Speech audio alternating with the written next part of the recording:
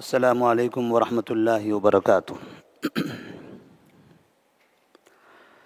الحمد للہ رب العالمین والصلاة والسلام علی رسولہ الامین وعلی آلہ وصحبہ اجمعین ومن تبعہم بإحسان الی یوم الدین، اما بعد۔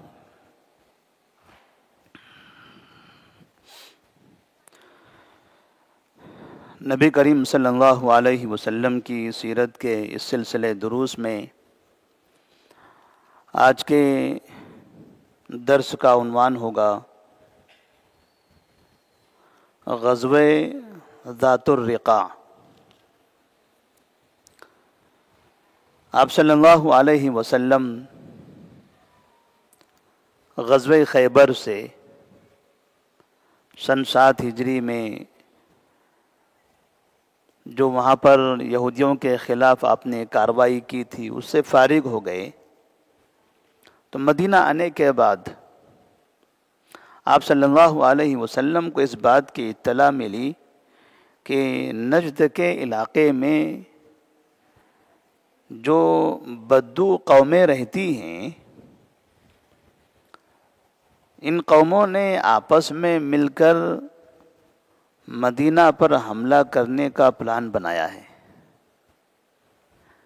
وہ لوگ یہ چاہتے ہیں کہ مدینہ پر حملہ کریں۔ تو آپ صلی اللہ علیہ وسلم نے دیکھا کہ ابھی قریش یہ تو خاموش ہو گئے اور ادھر یہود بھی اب ان کا کام تمام ہو گیا، لیکن قریش ایک شہر میں رہتے تھے، ایک جگہ تھے جہاں جا کر ان کا پیچھا کیا جا سکتا تھا اور ان سے کوئی ایسا مقابلہ کر سکتے تھے۔ ایسے ہی خیبر کے علاقے میں جو یہودی آباد تھے یہ بھی ایک جگہ پر آباد تھے، یہاں ان سے بھی مقابلہ ہوا۔ لیکن نجد کے جو بدو تھے یا مکہ اور مدینہ کے درمیان میں جو اطراف میں قریب قریب بدو ہوا کرتے تھے، ان کی کوئی خاص جگہ نہیں تھی۔ آج یہاں ہیں، کل وہاں، پرسوں وہاں، جگہ جگہ وہ تبدیل ہو جایا کرتے تھے۔ اس لیے آپ صلی اللہ علیہ وسلم کو ایسے افراد سے جنگ کرنے میں تھوڑا سا پریشانی ہو رہی تھی۔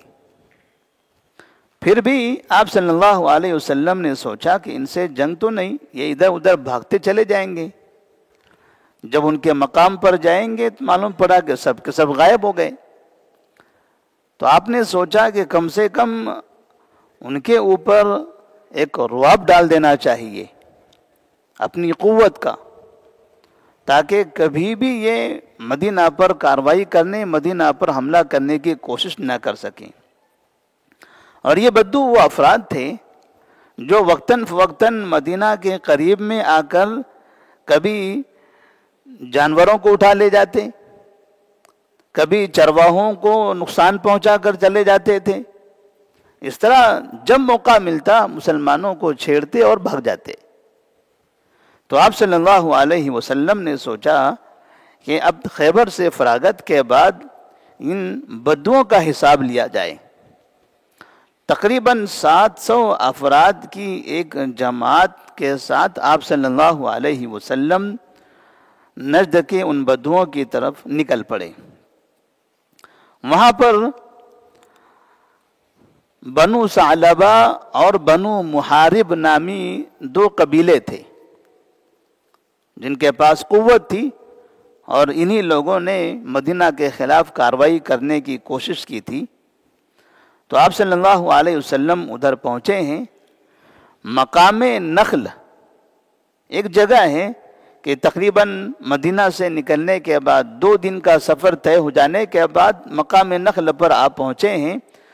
تو وہاں چند بدوؤں سے ملاقات ہوئی۔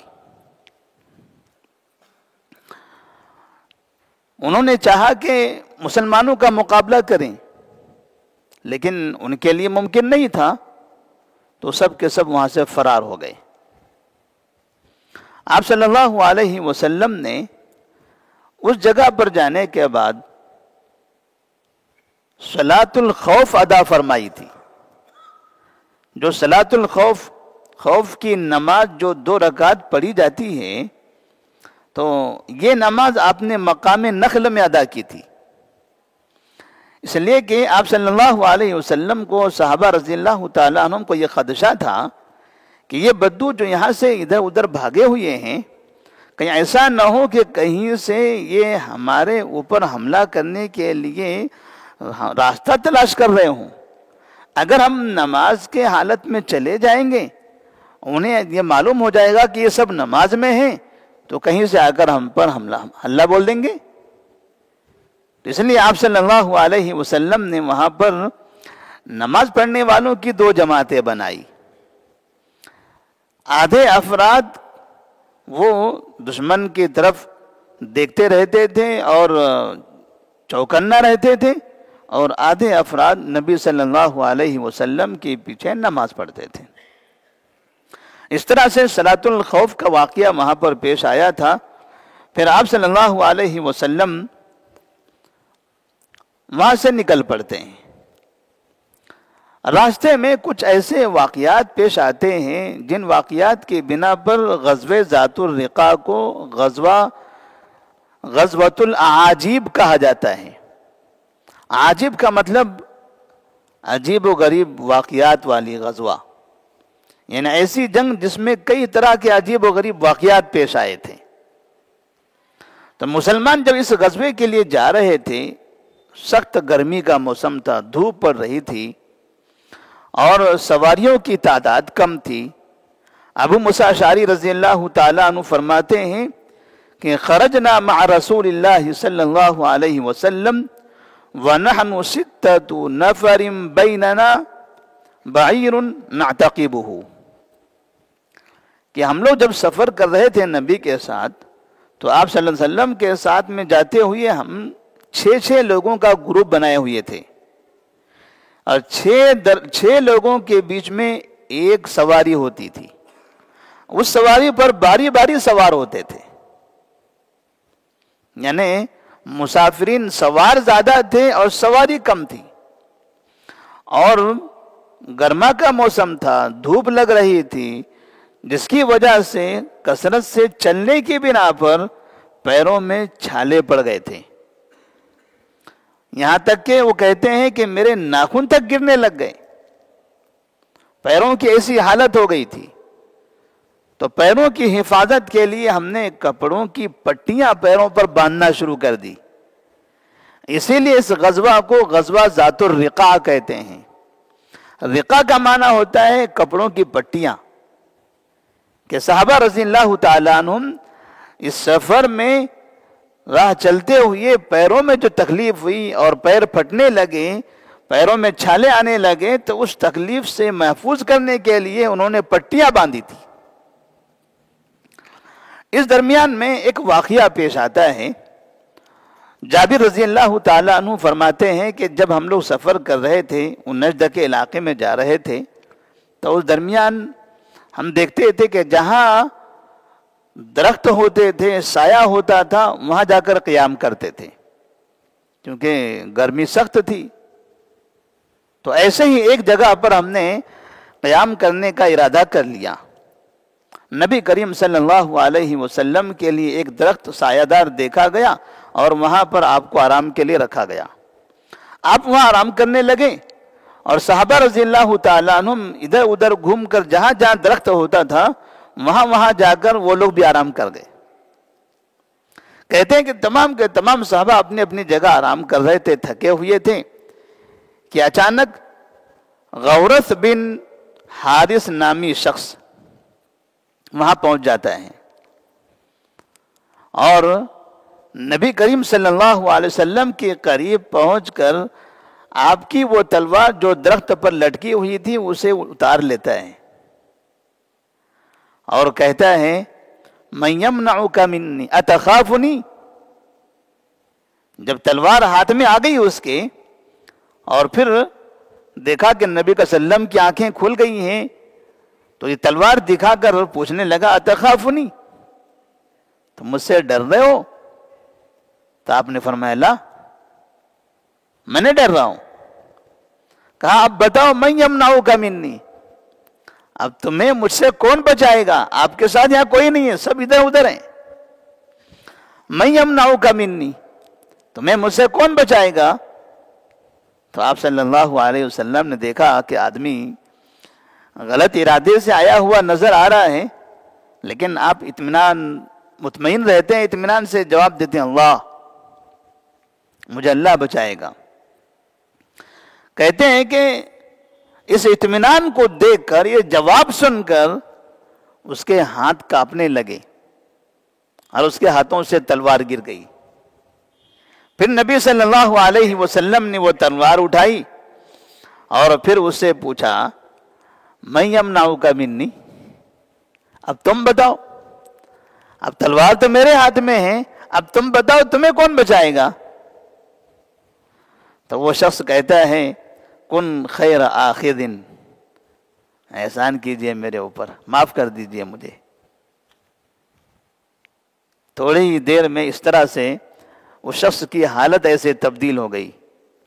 آپ صلی اللہ علیہ وسلم نے فرمایا تشہد ان لا الہ الا اللہ وانی رسول اللہ، کیا تم اس بات کی گواہی دے سکتے ہو کہ اللہ کے علاوہ کوئی معبود نہیں اور میں اللہ کا رسول ہوں؟ تو وہ شخص نے کہا کہ اعاہدک الا اقاتلک، میں اتنا وعدہ آپ سے کر سکتا ہوں کہ میں کبھی بھی آپ سے قتال نہیں کروں گا، میں آپ سے جنگ نہیں کروں گا، ولا اکون مع قوم یقاتلونک، اور کبھی بھی ایسی قوم کا ساتھ نہیں دوں گا جو قوم آپ سے لڑے گی، میں اتنا کر سکتا ہوں۔ اس نے شہادت نہیں کہی لیکن اتنا وعدہ کیا میں کبھی آپ سے لڑائی نہیں کروں گا، کبھی آپ سے جنگ نہیں کروں گا اور نہ آپ سے جنگ کرنے والوں کا ساتھ دوں گا۔ نبی صلی اللہ علیہ وسلم نے صحابہ رضی اللہ تعالیٰ عنہم کو آواز دی، کچھ افراد آئے تو آپ نے وہ آدمی دکھایا، دیکھیے، کہنے لگے دیکھو اس آدمی کو۔ صحابہ نے دیکھا ایک نیا آدمی، اجنبی شخص آ کر نبی کے پاس بیٹھا ہوا ہے۔ آپ سے پوچھا یا رسول اللہ صلی اللہ علیہ وسلم کیا ماجرا ہے، کون ہے یہ؟ تو آپ نے سارا واقعہ سنایا کہ یہ شخص مجھے قتل کرنا چاہتا تھا۔ نبی کریم صلی اللہ علیہ وسلم کے ساتھ یہ جو واقعہ پیش آیا، اس سے یہ سمجھ میں آتا ہے کہ آپ صلی اللہ علیہ وسلم کو قتل کرنے کے لیے لوگ ابھی بھی در پہ تھے۔ مکہ میں صلح ہو گئی، خیبر میں یہودی اپنے انجام تک پہنچ چکے، مگر لوگوں کی خواہشیں، لوگوں کی وہ تمنائیں وہ باقی رہ گئی۔ یعنی جب بھی جس کو موقع ملتا تھا وہ اس بات کی کوشش کرتا تھا کہ نبی کو قتل کر دیں۔ اس سے ایک بات یہ سمجھ میں آتی ہے کہ شرارت کرنے والے افراد یہ ہمیشہ شرارت کرتے ہیں، جب تک کہ ان کے دلوں کے اندر ایمان داخل نہ ہو جائے، اللہ کا خوف پیدا نہ ہو جائے، تب تک کہ وہ ہمیشہ شرارت کرتے رہیں گے، جب جب انہیں موقع ملے گا وہ کام کرتے رہیں گے۔ اور مسلمانوں کو بھی یہ سمجھ لینا چاہیے کہ جب ہم نے اسلام قبول کیا ہے، ہم مسلمان ہیں، تو لوگ ہمارے خلاف ہمیشہ شرارت کرتے رہیں گے، اور ہمیں اطمینان سے اللہ کا خوف اپنے دلوں میں پیدا کرتے ہوئے، اپنے ایمان کو مضبوط رکھتے ہوئے زندگی گزارنا چاہیے۔ جب ہمارا ایمان مضبوط ہوگا، ہمیں یہ نہیں دیکھنا ہے کہ سامنے کے لوگ کیا کر رہے ہیں، ہمیں اس بات کی کوشش کرنی ہے کہ میرا ایمان مضبوط ہوا یا نہیں ہوا۔ اگر ہمارا ایمان مضبوط ہو جائے تو جن کے پاس تلواریں ہوں، جن کے پاس ہتھیار ہو، جن کو موقع ہو، جن کے پاس قدرت ہو، ہمارے مضبوط ایمان کو دیکھ کر وہ ساری چیزیں ان کی پست ہو جائے گی۔ جیسے آپ صلی اللہ علیہ وسلم کی زبان سے نکلا، اس نے پوچھا من یمنعک منی، آپ نے کہا اللہ، کون بچانے والا ہے؟ اللہ۔ اس سے ایک چیز یہ سمجھ میں آتی ہے کہ کافرین کو، مشرکین کو لفظ اللہ سے ڈر ہے، ان کے دل پر اللہ کا نام سن کر رعب طاری ہو جاتا ہے۔ لیکن ضروری ہے کہ مسلمان اللہ کو یاد کریں، مسلمانوں کا خود بھی ایمان اللہ پر ہو، جہاں مسلمان ہر پریشانی میں، ہر تکلیف میں مزاروں کے سامنے، قبروں کے سامنے جہاں ایسے جاتے ہوں، ان کے پاس کہاں ان کی زبان سے پریشانی اور مصیبتوں میں اللہ آئے گا؟ جب مسلمانوں کی ایک بڑی آبادی پریشانی اور تکلیف کی حالت میں اللہ کو چھوڑ کر کسی اور کو مدد کے لیے پکارنے لگ جائے اور پھر وہ کہے کہ اللہ ہماری مدد نہیں کرتا، تو اللہ کیوں مدد کرے ان کی؟ وہ تو اللہ کو مددگار مانتے ہی نہیں ہیں، مددگار ان کو مانتے ہیں جو مدد کر ہی نہیں سکتے۔ اس سے ایک چیز یہ سمجھ میں آتی ہے کہ مسلمانوں کو ہمیشہ اللہ پر بھروسہ کرنا چاہیے، ایسے وقت میں جب کہ سارے راستے بند ہو چکے ہوں، جب آدمی مجبور ہو گیا ہو، تب بھی اسے یقین کرنا چاہیے کہ میں مجبور ہوں، سامنے والے انسان کے پاس ساری طاقتیں موجود ہیں، لیکن پھر بھی اللہ تبارک و تعالیٰ ایسی حالت میں بھی مجھے بچائے گا۔ تو نبی کریم صلی اللہ علیہ وسلم لیٹے ہوئے ہیں، وہ آدمی سامنے کھڑا ہوا ہے، اس کے ہاتھوں میں تلوار ہے، صحابہ دور دور الگ الگ درختوں کے نیچے آرام کیے ہوئے ہیں، اگر یہاں سے آواز لگاتے ہیں تب بھی وہ وار کر سکتا ہے، تھوڑی دیر میں وہ اس طرح سے نبی کو نقصان پہنچا سکتا ہے، لیکن آپ صلی اللہ علیہ وسلم نے اللہ کہہ کر اطمینان سے جواب دے کر اس آدمی کو مرعوب کر دیا۔ تو جیسے ہمارا ایمان قوی اور مضبوط ہو جائے گا، ویسے ویسے مخالفین کی عزائم اور ان کی شرارتیں کمزور ہوتی چلی جائے گی۔ اللہ تبارک و تعالیٰ سے دعا ہے کہ اللہ تبارک و تعالیٰ ہمیں ایمان پر ثابت قدم رہنے کی توفیق عطا فرمائے۔ اللہ تبارک و تعالیٰ ہمارے دلوں کے اندر ایمان کو مضبوط بنائے، اور جو افراد مسلمانوں کو تکلیف پہنچانا چاہتے ہیں اللہ تبارک و تعالیٰ ان سب کو ہدایت دے۔ السلام علیکم ورحمۃ اللہ وبرکاتہ۔